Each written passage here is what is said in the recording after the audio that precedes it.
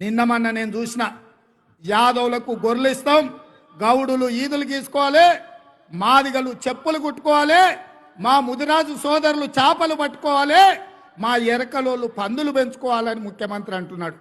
నేను అడగదలుచుకుని వేరేది నుంచి శ్రీమతి సోనియా గాంధీ గారు 60 ఏండ్ల సుదీర్ఘమైన పోరాటాన్ని 1569 మంది విద్యార్థుల ఆత్మ బలిదానాలను దృష్టిలో పెట్టుకొని ఈ 60 ఏళ్ల ఆకాంక్ష నెరవేర్చి తెలంగాణ రాష్ట్రం ఇస్తే ఇవాళ యాదవులు గొర్రెలు పెంచుకోవడానిక, ముదిరాజులు చేపలు పట్టడానిక, గౌడన్నలు కళ్ళు తీసుకోవడానిక, మా బోయలు అనాథలయ్యి ఉద్యోగ ఉపాధి లేక వలసలు పోవడానిక.